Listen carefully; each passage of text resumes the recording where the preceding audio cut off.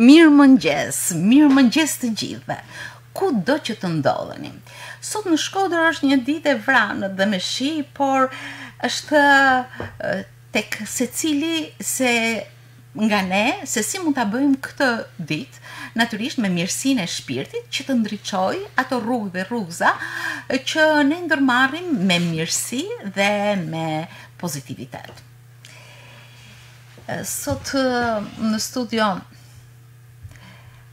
do të ndalemi në një figurë nderuese, në galerinë e madhe të artistëve, të artit shqiptar, me kompozitor dhe artist të mëdhenj, kompozitori Pjetër Gaci, zë një vend të nderuar. Përveç se një instrumentist, violinist, virtuoz, një pedagog i muzikës, ai zë një vend në lartësinë më të madhe si krijues, si kompozitor, i cili holli themele në mjaft gjini të artit muzikor, kryesisht instrumental, por dhe vokal. Të flasësh për historinë e Pjetër Gacit është nder, është krenari, është një kënaqësi e pafundme, të cilin e marrim nga krijimet e tij të shumta, mbi 500 krijime, 45 vepra madhore në fushën instrumentale, por dhe vepra që i përkasin gjinive të ndryshme vokale. Rrallëherë Zoti zgjedh një datë të shënuar në jetën e njerëzve.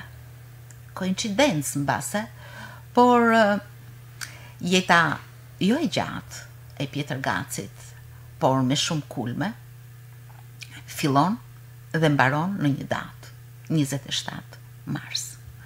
Por melodit, tingëllimat shqiptare të mrekullueshme, veprat e pafundme, jetojnë, ndaj e bëjnë ato të pavdekshëm. Sot do të flasim për figurën madhore të Pjetër Gacit. Në studio, unë jam me kompozitorin dhe dirigentin Zef Çoba, mjeshtër i madh. Mirëmëngjes, profesor Zefi. Përshëndetje dhe mirë se gjetëm Marita. Është të flasësh për Pjetër Gacin, artistin e madh, artistin e popullit shqiptar, është diçka madhore, apo jo? Emrit për masat e kontributit i emri i nderuar që ka lanë, sigurisht na detyrojnë që të shpalosim mundësisht sa më bukur për tej fjalës që thot muzika e tij edhe fjala jo në respekt të kontributit. Vërtet. Në fakt, ai zë një vend të veçantë në historiografinë e muzikës shqiptare. Për ndryshe, nuk do të kishte hedhur ata themele të bukura që shënojnë gur të ndritshëm, do të thoja, në themelet e kësaj historiografie të muzikës sonë. Po, vetë gjinit shumë të që livraj, ka fillu që nga këngët për fëmijë, ka lënë gjurmë të muzikës instrumentale, të muzikës vokale, të gjitha formave të livrimit të artit muzikor, vepra simfonike, flasin për këtë, pra i ka përshku me shumë frëmzim gjithë zhandret të muzikës, dhe për këta e ka rritë të komunikojmë me të gjitha kategoritë e shijeve dhe formimit moshave të ndryshme, me shije të ndryshme të artit muzikor, ka shkruajtur muzikë për fëmijë, ka shkruajtur muzikë në stil të traditës së këngës shqiptare, ka shkruajtur muzikë gjininë e muzikës lehtë me sukses flasim, ka lëvruar xhanret e tjera të muzikës së kultivuar. Pse mendoni se muzika e tij ishte shumë demokratike? Do të thotë që pëlqej, nuk ishte pavarësisht formave në të cilën ai u shfaq përpara dëgjuesve, spektatorëve të shumë. Muzika e tij mbetet në vesh edhe në gjinit e larta të muzikës, po i them. Po një pjesë e opinionit ndoshta e din, një pjesë ndoshta nuk e din mirë që Pjetër Gaci sparit ishte një violinist i talentuar. Ka lindur një fshat pranë Shkodrës, në fshatin Shirsh të Shkodrës, në vitin 1931, dhe në moshën 3 vjeçare familja e tij shprëngullet për kushtet e këqija në cilën ndodhet fshati përmbytej dhe zhvendoset në Shirok. Në Shirok fëmia i veçantë Pjetër Gaci bjen në kontakt me muzikantët shkodan që shkonin për të kaluar ditën në një mjedis atraktiv zbavitës siç është edhe sot Shiroka, dhe aty ai fillon të prek me dorë instrumentet e parë të kultivuar, siç ishte fizarmonika, siç ishte kitara, siç ishte mandolina, veglat të cilët këto grupe që shkojnë për piknik, për shëtitje, i manin me veti për të baditën ma të bukur me zhjën muzikës.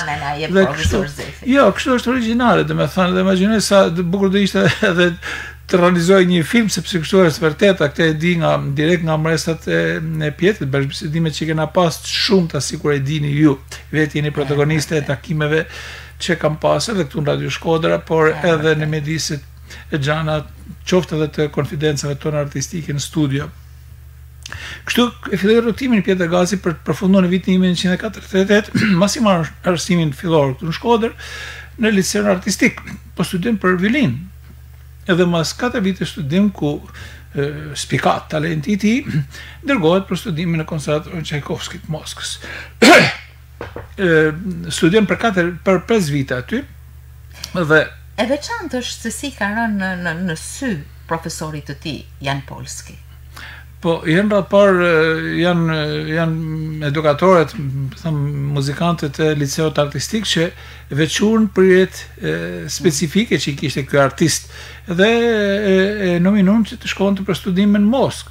Dhe pastaj në konkurs që ka spikat me talentin e tij, padyshim, domethënë.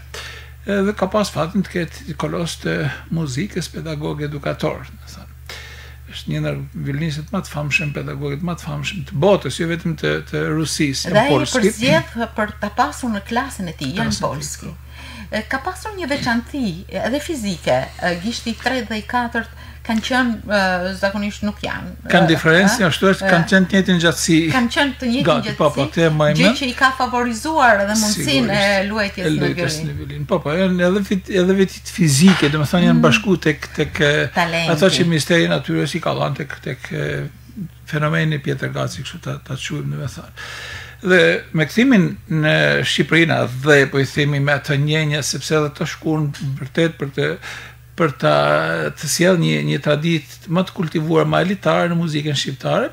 Ishin një gjenerat muzikantësh që kanë lënë gjurmë të gjithë dhe kanë dhënë një kontribut, sigurisht ishin të zgjedhur, por të veçantë muzikën shqiptare. Ishte Qezedeja, ishte Aia, Avni Mula, Mentor Xhemali, Miltovako, të gjithë e tjerë, emra që erdhen 56-ën, të në brezi parë që erdhen 56-ën, dhe kështu dhe Pjetri hyri me shumë pathos për ngritjen e artit tonë kombëtar.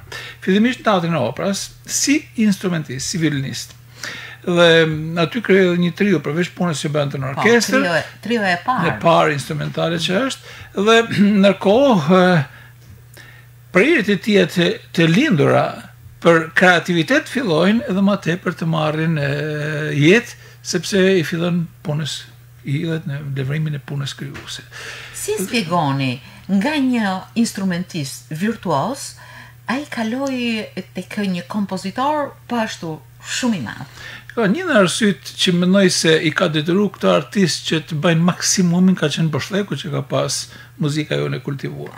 Pra këto janë pionierët që vuan themelet e zhvillimit të artit tonë të muzikës së kultivuar. Ne brezi që erdhëm mbrapa kemi qenë me fat që kemi pas një gjenerat që vendosi themelet të qëndrueshme dhe të shëndoshta. Dhe profesor Zefi, nuk është rastit.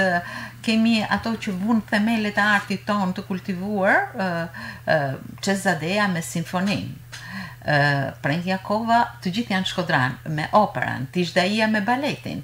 Koncerti i parë instrumental Pjetër Gaci. Është një farë krenarie që nuk mund ta fshehem, të gjithë vinë nga ky truall, nga Shkodra jonë.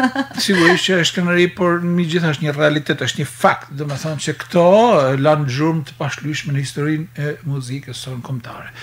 E unë mendoj që pikrisht ishte kjo nevojë që kishte shkolla e unë kombëtare muzika jonë për art të ngritur në vlera të larta profesionale që jam i vidhur se ka ndezë dhe shpirtin krijues të kompozitorit Pjetër Gaci. Pjetër, duke qenë një violinist shumë i talentuar, nuk kishte një vepër që të luante shqiptare, në repertorin e muzikës së literatura.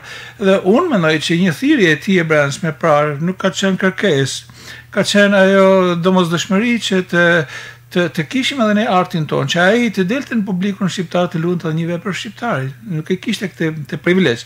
Dhe ai hyn vetë të shkruajë muzikën e koncertit për violinë orkestrë, e cila vepra është luajtur për herë të parë nga ai në dirigjimin e Mustafa Kantes me orkestrën e Teatrit Operës së Balet, ku ai vetë punonte si muzikant.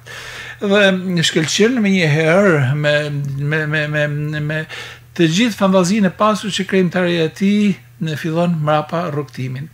Koncerti është një vepër brillante, një vepër shumë e realizuar. Si e spjegoni, ai siç e thash edhe më herët, virtuoz në violinë, por të qëndrosh në një vepër të tillë madhore, të vësh gurin e parë dhe të jetë gjëja më e çmuar e kësaj gjinie, do të thotë është një shenjë talenti shumë të madh, apo jo? Krijoi kompozoi një koncert për violinë që mbetet i të gjitha kohrave. Po është luhet brenda dhe jashtë vendit, luhet nga grupet instrumentale, sidomos koha 3 që është edhe ka elementin virtuozizmit, por ka një gjuhë thellësisht kombëtare, shka si tjetë ma shqip muzika, të shpalos vërtet begatin, pasurin e botës sonë shpirtërore me festivitetin që afron, sepse është koha fundit finale dhe ka këtë festivitet. Prandaj Pjetri Spikati që me koncertin për violinë dhe talenti i tij ishte tashmë një realitet me pritshmëri. Prandaj edhe Pjetri me shumë frymëzim jam i bindur edhe i nxitur tashmë nga të gjithë shokët, miqt, kolegët për të mos t'u ndarë krijimtarisë. Fillon intensivisht mendimin krijues, aq sa detyrohet që t'i kushtohet më shumë kompozimit se sa vetë lojës instrumentale. Nëse marrim instrumentin e violinës, vetëm për violinën ai ka kompozuar pothuajse të gjitha gjinit, duke filluar nga miniaturat instrumentale që janë një repertor, balada, motopepeto, concertino, koncert, pra janë një sër veprash të gjinive nga më të vogla deri tek më madhoret që është një repertor që ka pasuruar atë lëndë të domosdoshme që është në shkollat artistike, ku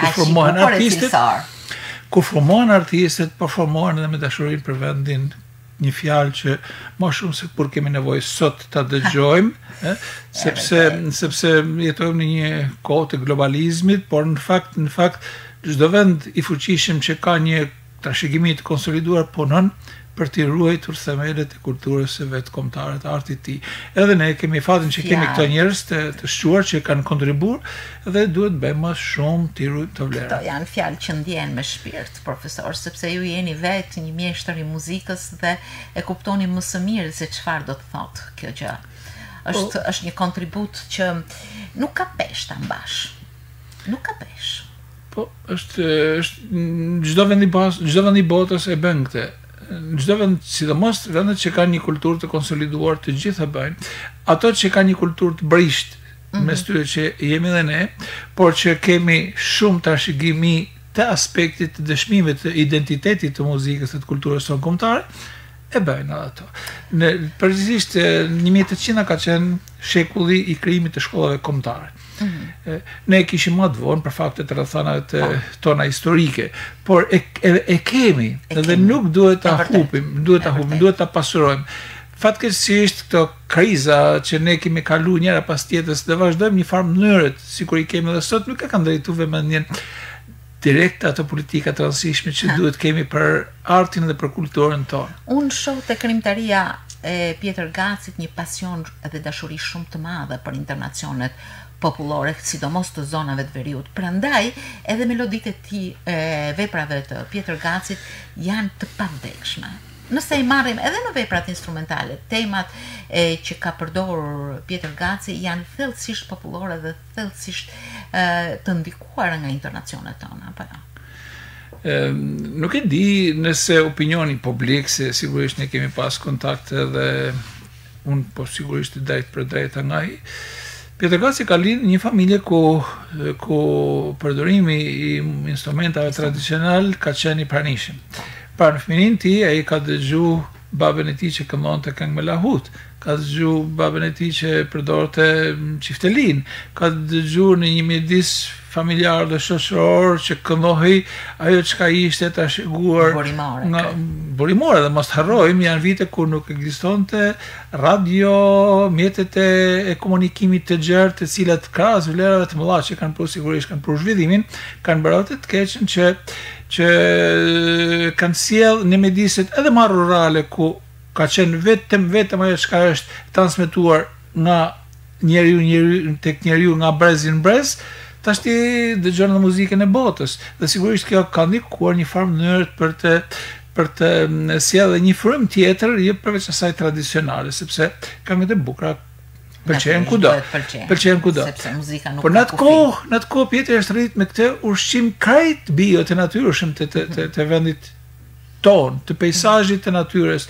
Ai ka lindur dhe është, sikur e thamë, dhe është rrit në një mjedis rural, por shumë të pasur piktoresk.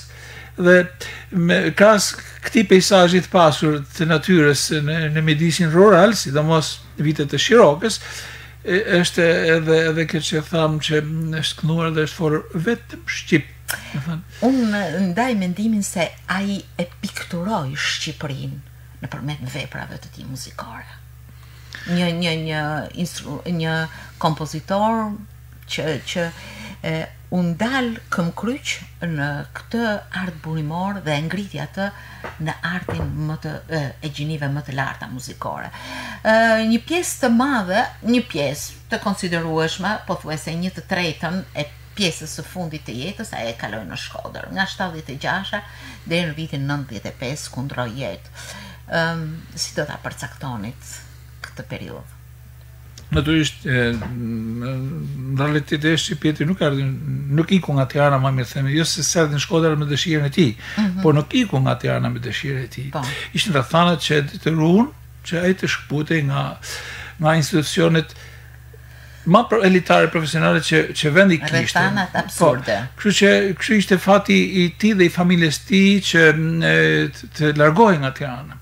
Dhe sigurisht në këtë ai zolli Shkodrën, njëherë dihet që shkojnë e caktuan të shkonte në Vlorë, por meqenëse se shpirtërisht ishte i lidhur më shumë me qytetin e tij, ja dëgjuan zërin, sigurisht kjo është një tregues i konsideratës së lartë që kishte edhe hierarkia e dikurshme për këtë emër të muzikës tonë kombëtare dhe ja dëgjuan zërin dhe sollën në Shkodër. Në Shkodër Pietri gjeti një klimë, një realitet shumë dashamirës. Opinioni publik e nderonte dhe respektonte padyshim. Në çështjet artistike Pietri ishte zaj veçantë. Do të thonë ishte zaj veçantë në kulturën kombëtare, muzikën tonë kombëtare, jo më në qytetin e tij Shkodrës. Dhe kjo e bani që njihet mirë kështu si një qytetar i veçantë i qytetit dashur të Shkodrës. Fakti që i dedikoi edhe këngën e bukur qytetit tim, këngë e cila është edhe vlerësuar në festivalet e këngës në Shkodër, tregon të lidhje shpirtërore që Pietri e ka këtu Florinda Gjergji, dhe Big Noem duket e ka kënu të dy në Dublim, se në të kohë bëshim me Dublim. Të Shkodrës, a çfarë këngë, e mrekullueshme. Këngë frymëzim, këngë shkruar bukur. Kjo bëri që edhe me ardhin time në Shkodër ne të krijojmë një dialog që sigurisht ka qenë shumë pozitive dhe për te, veçanërisht për mua, sepse Pietri, sikur e thash, ndoshta edhe në bisedat që kam bërë këtë ditë, se është folë shumë për Pietrin, edhe sot në mëngjes nga televizionit i Tiranës, se ty të përgëzoj për hapësirën e veçantë që i lë në këtë ditë, më thënë të 92 vjetorit të lindjes së tij dhe 20 vjetorit të ndarjes nga jeta, që vërtet një hapësirë që e ndëron atë, ndëron ne si qytetarë të Shkodrës, por edhe institucionin që ju përfaqësoni në Radio Shkodrën, që vazhdimisht ka promovu vlerat. Ne do ndalemi tek bashkëpunimi juaj, por meqense do të qëndrojmë në një pikë të veçantë të veprimtarisë kompozitorit Pieter Gaci, le të ndalemi pak edhe në kontributin e tij në fushën pedagogjike. Ai ishte për një kohë edhe si mësues i violinës në shkollën e mesme artistike, në shkollën e muzikës thuaj atëherë, sot shkolla artistike Premjakova. Nxënës të shquar të tij, qenë dy violinistë që vërtet me bekimin dhe me atë çfarë ai pau te këto nxënës patën suksese në rrugën e tyre. Lorenz Radovani dhe Elisabeta Qursaçi, dot mase. Unë kam marrë një kontakt me Elisabeta Dodmasen, e cila jeton në Greqi prej vitesh, dhe ajo na ka dërguar një video mesazh për këtë ditë. Kjo është Elisabeta. Përshëndetje nga Greqia. Përshëndetje Merita. Data 27 mars është një ditë e shënume për mua edhe për të gjithë shqiptarët. Është përvjetori i linjes edhe i ndarjes nga jeta e kompozitorit dhe violinistit Pjetër Gaci. Veprimtaria e tij ka një gamë gjanë veprash violinistike, orkestrale, operistike, pianistike, deri te këngët e muzikës së lehtë dhe të asaj popullore që numri i tyre arrin deri në 300. Pjetër Gaci ishte një pedagog i përkushtuar me nxënësat. Kultura dhe shkolla ruse që solli nga studimet e tij në konservatorin Çajkovski në Moskë, me një profesor shumë në za aso kohë Jan Polski, e qoj për para shkollën e violinës në vendin tonë, në fillim në Tiranë në liceun artistik dhe më vonë në Shkodër në shkollën e muzikës Premjakova. Një nga nxënësit e tij isha edhe unë dhe kolegu im Lorenz Radovani.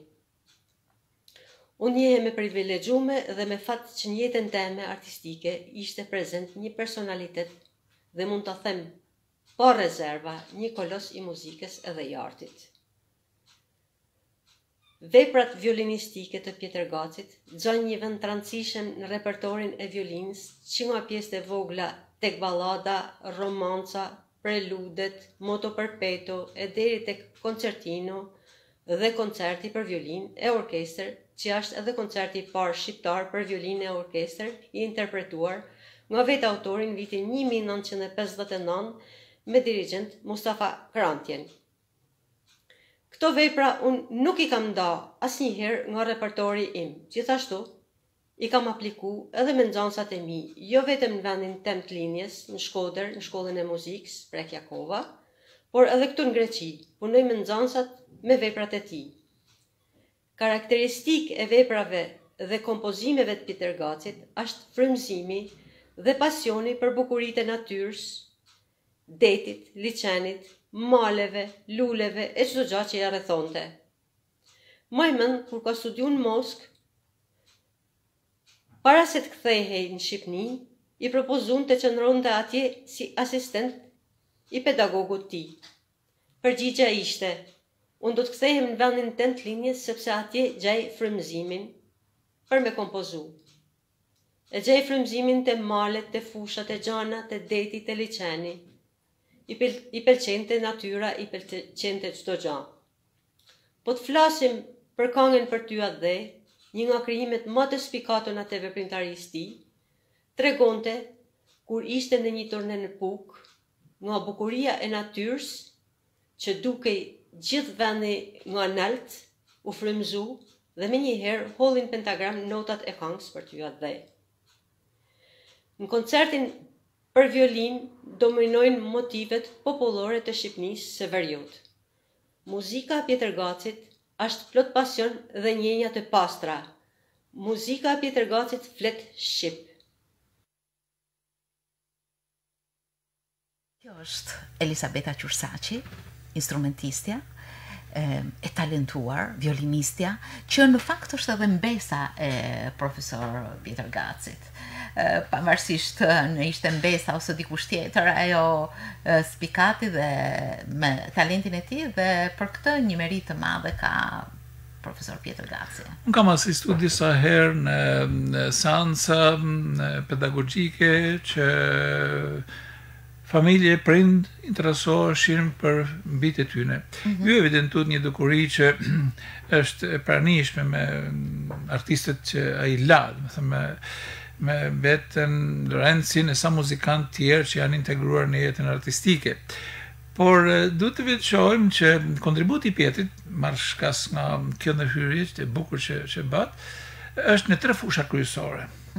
Si instrumentist, virtuos, si kompozitor, por dhe si pedagog. Edhe me artin e tij në Shqipëri, kur filloi punën në orkestrën e Teatrit Opera si instrumentist, solist, ai dha kontributën në Liceun Artistik Tiranës, gjatë viteve që punoi në Tiranë. Nësa ku ardhi në shkollë, sigurisht u emërua pranë shkollës muzikës, meqense ishte institucioni ku profesionalisht ai mund gjente dimensionin më të madh shpalosjes së vlerave të tij. Por shumë shpejt, në fakt, ndolin profesion të lirë, sepse ai ishte fusha me kontributet spikatona. Fati këtyre muzikantëve që ndajshën Pietër Pietri ishte një pedagog psikolog. Domethënë kishte një psikologji pedagogjike. Domethënë nga pak takime që një nxënës mund të kishte me Pietër Gasin mund të përfitonte shumë. Sepse vetë eksperienca e tij, shkolla e madhe që kishte bë, një gjë e bukur që unë vetë kam pas fatin ta eksperimentoj në mësimdhënie edhe gjatë viteve të jetës time ku do të ndodhura, sepse secili prej nesh është një edukator në rrethana, por në mënyrë veçantë gjatë ditëve që punova në pedagog në Universitetin e Arteve të Tiranës, që çdo njeri ka specifikat e veta, nuk mund t'i marrësh njerëzit njësoj. Edhe në këtë marrëdhënie, aftësia e pedagogut është të kuptoj pikat nga ku me karakterin, me personalitetin, me dhuratat që ka secili prej nesh të ndërtoj figurën e arshme artistike. Kjo është një ostallek, më ta përdor me fjalën me vlera të veçanta, sepse je duke punuar me njerëzit, punon me njeriu.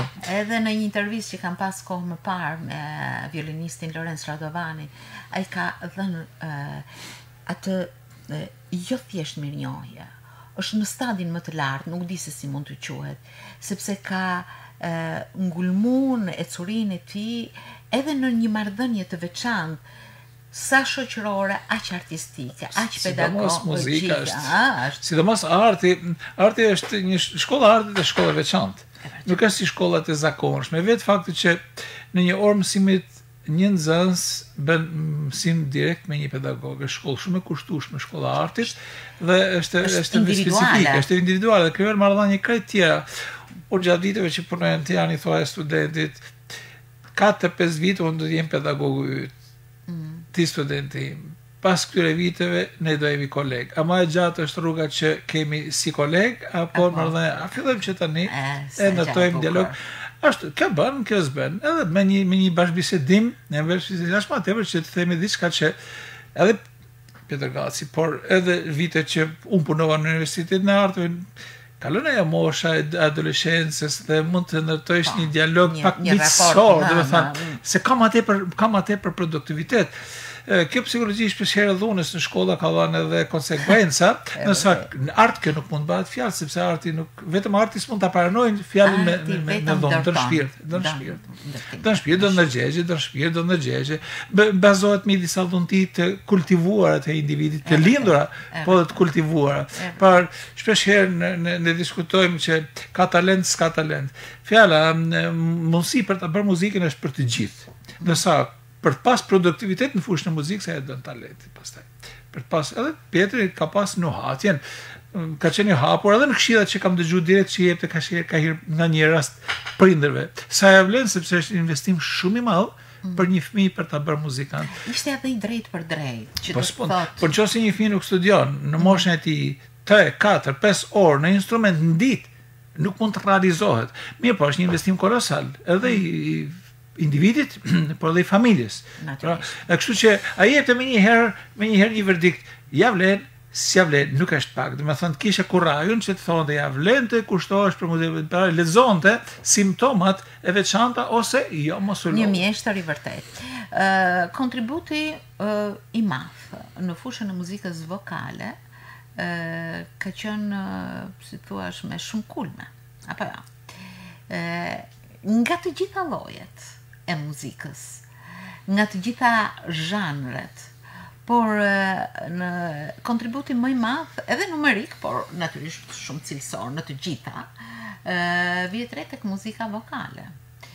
Ka 2 opera, Përtej mjegullës dhe Toka jon, kantata, këngë, himne. Unë po veçoj për ty atë që mbetet himn për Shqipërinë, Gryka e Kaçanikut, e cila ka lindur pikërisht në si një bashkëpunim në zyrat e Radio Shkodrës atje, me Paulinë Shtjefnin, nderim dhe respekt, dhe për ata që ja realizuan këngëtarët, Bikndoja, Shoqëria Lushi, Xhevdet Hafizi, një grup i Radio Shkodrës që ka qenë atë kohë turnë në Kosovë. Kënga e Marakut ose Si Lule Zambak është në 86-ën, ku ju keni bashkëpunuar në një koncert me krijimtarin tuaj. U bashkuan 2 mjeshtra. Pjetër Gaci. Me 20 vjet diferencë mosh, por arti këtë bën që vllazëron edhe jashtë moshave. Edhe Ministri Zef Çoba në një koncert me krijimtari të re. Por që në të vërtet ato këngë kanë mbetur në repertorin e muzikës popullore si këngë që u përjetësuan në ecurin dhe nuk ishin kohë dhe nuk kanë asnjë kohë tashmë, por ato kanë hyrë në repertorin e muzikës popullore. Keni bashkëpunuar bashkë, apo jo? Po, Merita, unë përtej në Zefit në këtë emision se qëllimi nuk është, me thënë thjesht Zefi në marrëdhënie me Pietrin, por është Pietri, sigurisht për atë vite sa ishim bashkë edhe në marrëdhënie me Zefin, por unë kam qenë një vit antar jurit një festivalit këngës për fëmijë, ku ishte kënga Tik-tak ora. Dhe diskutoj, ndoshta ka qenë tring, zilja, zilja, tring, odon, tring, zilja, tring. Po ka shumë këngë që ka fituar dhe çmimin e parë. Dhe kjo, unë isha, kur nuk kjo këngë, pse o 77, se në 78 kam qenë antar i jurisë festivalit. Unë ato vite isha akoma në Peshkupi. Dhe maj mend që një nga poetit që ishte antar i jurisë, po çfarë, si doni më dhënë shpim kësaj këngë kur kjo teksti i saj është tring, zilja, tring, odon, tring. Kjo është nuhatja autorit kur ato fjalë në sintezë me muzikën sjell një realitet artistik që ka shumë ka efekt, më thënë. Nuk e di, kështu ka ndodhur në të gjithë vazhdin e punës së mendimit krijues të Pjetër Gacit. Kështu është edhe kënga Si Lule Zambak që ju thatë, përmendet pak më përpara, që unë jam vetë dëshmitari një çastit kur në tërezën e punës më holli Re mi fa sol la si do si la la sol fa. Besoj ka qenë bulza e parë, ku ai kishte pas atë shkëndi të levërimit të ides artistike. Me njëherë më ngacmoi, thash, Nalu, thash se ke gjetë diçka shumë të bukur. Edhe në fakt, duke zhvillu, duke pasuruar dhe dole e kam që ka fituar për hapja të madhe nga i koncert me këngë të reja. Koncerti që u ban vitin 76 ishte një ftesë, sepse edhe sot kultura kombëtare jonë është parasidesh. Regjia ka në sfond mund të japin edhe fletpalosjen e këtij koncerti, po do të qëndrojnë me instrumente e tij dashur violin, Pjetër Gaci. Po. Dhe ju e realizuat koncertin. Po, sigurisht koncerti u realizu në qershor, besoj të vitit 86, dhe ishte një ftesë pikërisht për ato sfida që kalon kultura jonë kombëtare. Në ato vite kënga shkodrane kishte filluar një orientim jo të sakt. Të themi të vërtetën dhe klishet e periudhës se përmatjeve politike të kohës kishin zhvendos i fija të natyrshmërisë që kishte kënga popullore. Ky është koncerti juaj. Koncert me këngë të reja shkodrane. Krijimtaria nga po, Pjetër Gaci, po. Kompozuar nga Pjetër Gaci, artisti merituar dhe Zef Çoba. Marrin pjesë dhe gjithë këngëtarët e atëhershëm, me Bikndoja, Shoqëria Lushi, Shana, Bashkim Alibali, janë të gjithë këngëtarët, Eduardo Bani, Enriqueta Kuqani, Violeta Zefi, Filomena Leka, e ka këngëtuar, Filomena është këngëtare që këngë për herë të parë. Po pastaj e ka marrë bojari. Bëre nuk ishte në atë shkelqimin që erdhin vitet me pastaj, prandaj edhe nuk merr pjesë këtu, se ishin këngëtarët më të afirmuar që këndonin. Pra, piknisi për të realizuar këtë koncert ishte ftesa që kjo muzikë e bukur shkodrane të vazhdoi jetën e saj, traditën e saj, edhe në realitetet moderne, për thëmë të kohës. Por, si që përmenda pak më përpara dhe muzika qytetare kishte hyn ato deformime që shpeshherë konturët e një politike të kohës e kërkonin. Por populli ka një filozofi shumë më të madhe për te konturësh të periudhave edhe kënga popullore nuk jeton për nervite. Shumë duar trokitje dhe ai koncert ka mbetur. Janë bërë shumë koncerte, po. Qëllimi ishte që me atë të zgjonim interesin e opinionit të krijuesit, mendimit krijues, të leverimit të mendimit krijues për ta vazhduar këtë traditë të pasur dhe jam shumë i kënaqur që ka traditë përpiqen edhe sot qoftë organet që organizojnë, institucionet që organizojnë të luleborët, ta mbajnë këtë traditë dhe duhet të bërë sepse është e vetmja gjë që mund ta bëjmë më mirë se të tjerët. Jo vetëm në Shqipëri, po edhe në botë, sepse sa e duam ne trashëgiminë e kulturës sonë nuk e do kush në botë. Sa e njohim ne nuk mund ta njohin kush në botë. Prandaj është detyrimi i parë. Unë prandaj ju e dini, unë jam konsekuent. Unë kisha muzika juaj e tregon. Po kisha mundësi të jetoj në Tiranë, kisha mundësi të kushtohesh në Tiranë, sepse është një gjë që e kam bë. Por nuk jam largu nga asaj që është e veçanta për mua si shkodran, për ne si shkodran, që të shërbejmë jo vetëm Shkodrës, por edhe kulturës kombëtare, po edhe më gjatë sepse këngët e bukura shkodranit pëlqejnë. Si duket Pjetër Gaci, për te asaj që u soll në Shkodër larg atyre institucioneve qendrore të artit, siç kishte Tirana, ai gjeti jo vetëm dashamirësinë, por gjeti edhe mundësinë e tij për të shprehur. I shkroi kantatën Omo i Shqipëri. Pikërisht në Shkodër e bani. Me tekstin e pashkollasës. Por gama e gjane veprimtarisë Pjetër Gacit rrok shumë gjini të muzikës instrumentale, simfonike, me vallet simfonike, të famshme. Po para është të jashtëzakonshme. Të jashtëzakonshme janë. E vërtet. Pra e ka lëvruar si po themi muzikën instrumentale dhe muzikën vokale.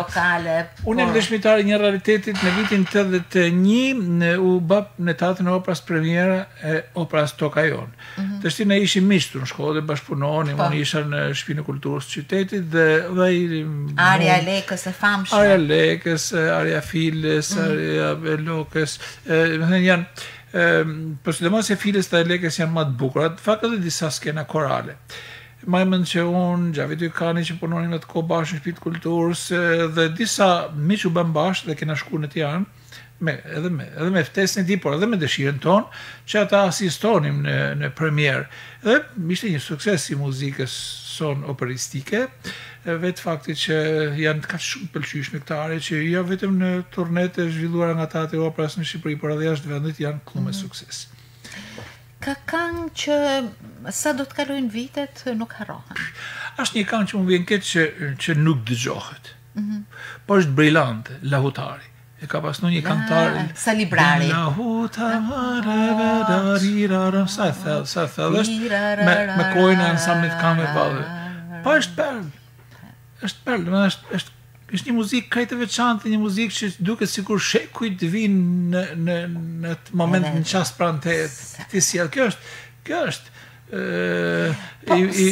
forca krijuese. Le të kujtojmë këngë të tilla përveç për ty edhe Shqiponjë lirë. Po ka. Kur vjen fylli çiftelia. Pjetri, se unë kam nxjerrë disa shënime nga katalogu i tij i pasur, që sigurisht janë pak. Pjetri në 84, në 64 merr pjesë për herë të parë në festivalet e këngës së televizion, rrugtim të cilën ka vazhduar deri vonë. Por vitet e para sjellin krijime brillante, si Të lumtur të dua, Kur bjen fylli çiftelia, Shqiponjë lirë që ndërrohet me çmimin e parë, Bie bor, Vitet e zjarrta, Kur vjen pranvera që ishte festivali të 11 të këngës së televizion, nga e cila në fakt themi të vërtetën pati edhe disa konsekuenca sepse u diskutu bashkë me disa krime të tjera, çka don me thënë me këto fjalë të vjen pranvera apo zgjen pranvera. Teksti i këngës ishte poezia ishte e Fatos Harapi, shkrimtari i mirënjohur, po kur vinë momente që edhe emra kaq të mëdha të muzikës ose edhe të letrave tona si Fatos Harapi të diskutohej erdha po ser pranvera, kjo është. Ajo s'kishte të bante fare me në aspektin për cila po gjykohej në aspektin politik, kishte të bëjë me intimitetin personal të një bote personale të. Çfarë më thënë? Madje vjen poeti partizan, ka shkruar këngë në stilin e traditës, sikur përmendet, është një këngë Jeho, këngë Jeho. Këngë Jeho shumë e bukur edhe ajo, e kënduar në festivalet e këngës popullore.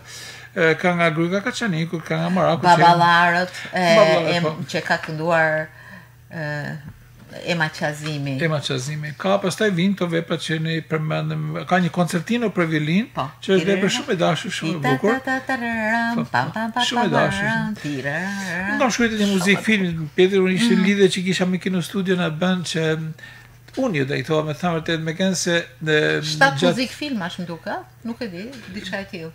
Nuk e di, por në film më bëj një kërkesë nga Kino Studio për me shkruajt një muzik film, mes tjera kam shkruajt 16 kolora sonore të filmave, dhe unë i shpreha dëshirën që ta bënim bashkë për disa arsye. Edhe se ishte një gjuhë që Pietri kishte levruar më përpara, kishte shkruar unë maj mend muzikën e filmit Prita, që kishte shkruar.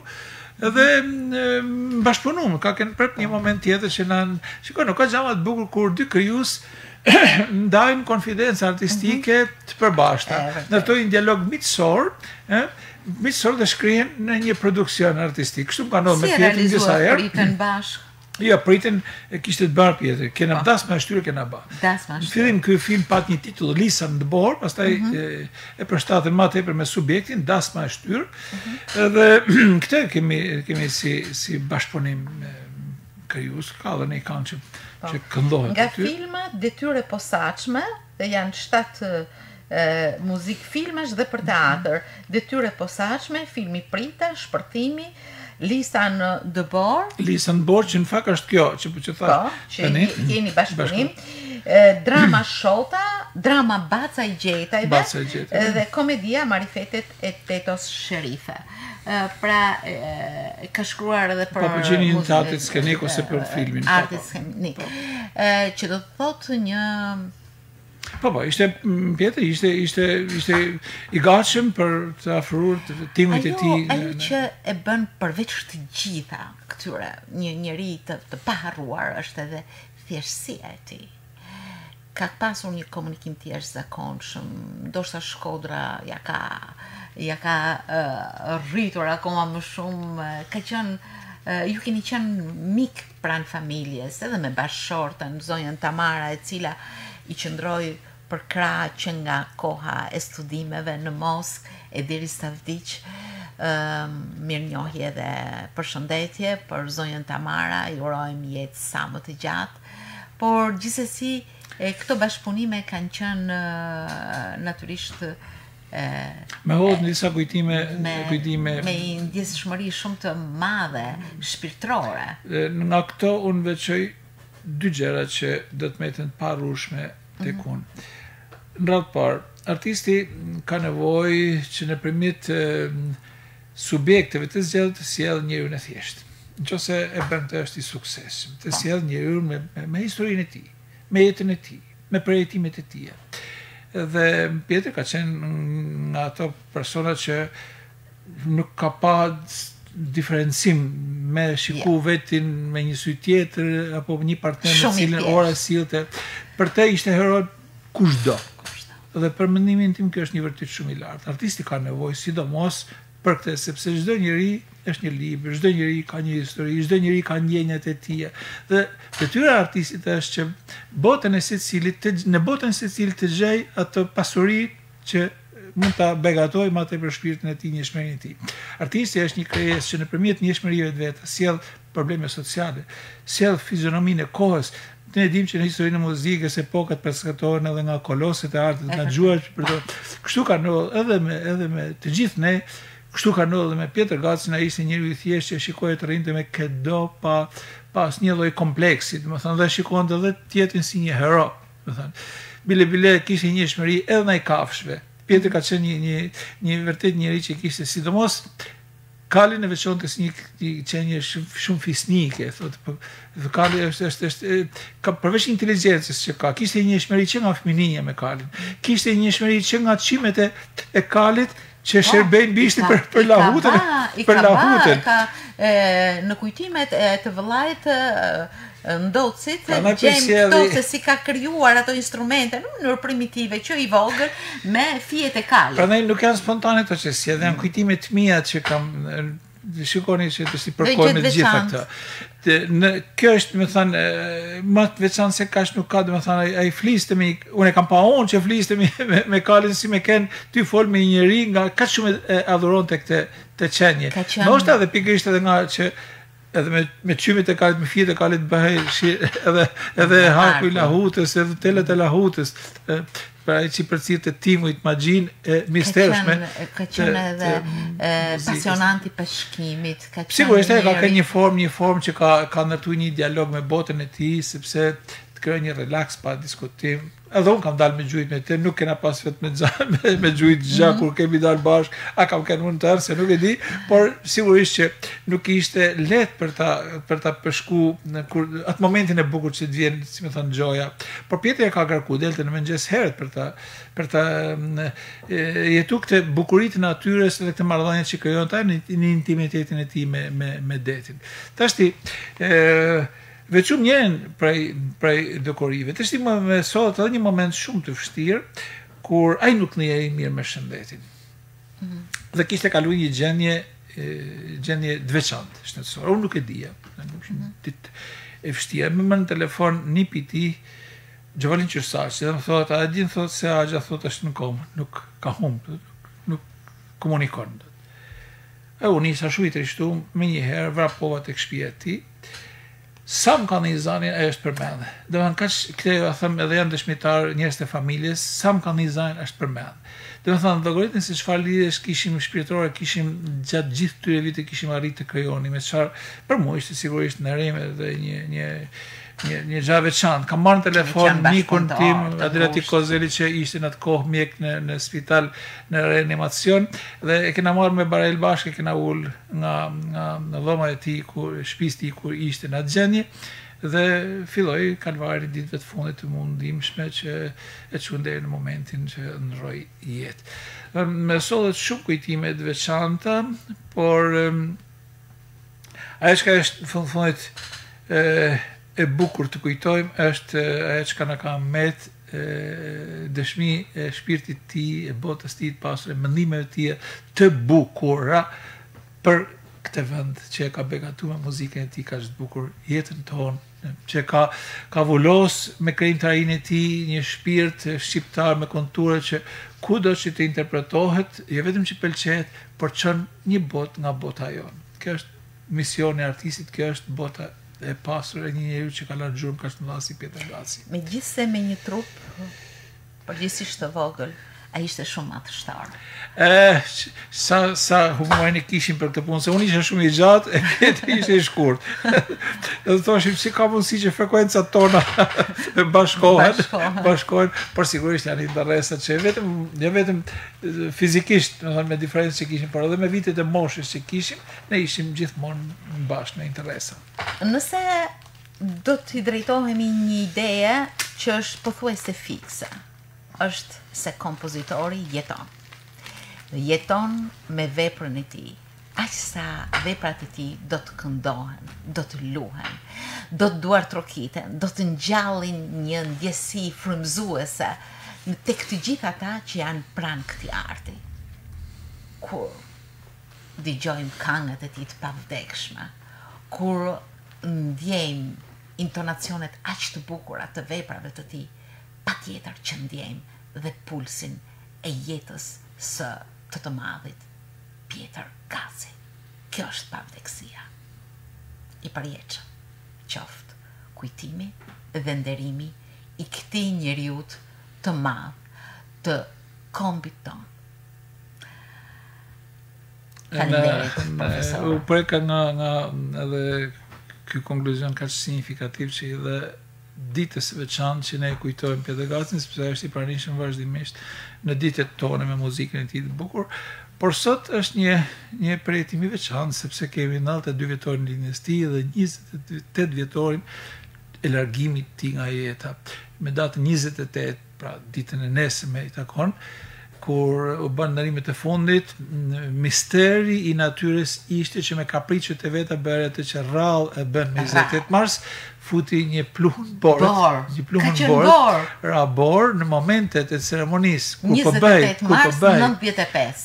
Në momentet kur po bëhej ceremonia e varrimit, unë kam marrë fjalën e rastit atë ditë, një ushperda, një pluhun i mistershëm dëborët, dhe kam thënë dikun që duket kur është inauguru qendra emri, kur është vënë emri qendrës kulturore në Shkodër Pjedëgat, që është një merë që e ka emër të madh edhe kjo qendër në Shkodër, e kam thënë që kishte një këngë bjen borë, po një këngë që lëdaton të shpirtat tonë, ndërsa kjo borë po vitet mulon të banesën e fundit të mjeshtit tonë të madh. Ta vesh me të bardhë shpirtin e tij të pavdekshëm. Profesor Zefi, ju falenderoj shumë. Nuk mund të përjetohej dhe të kthehej në vëmendje një njeri kaq i madh pa një të ftuar kaq të madh. Sa qeni ju. Ju falenderoj shumë që ju ishit sot në studion ton si një njeri përfaqësues i artit dhe i kulturës, si një ndër bashkëpunëtorët e Pjetër Gacit, por edhe si një profesor me kontribute shumë të mëdha në ecurinë e artit muzikor me vepra të shumta të pavdekshme. Faleminderit shumë. Ndërim për ju dhe për mjeshtin e madh Pjetër Gaci. Faleminderit.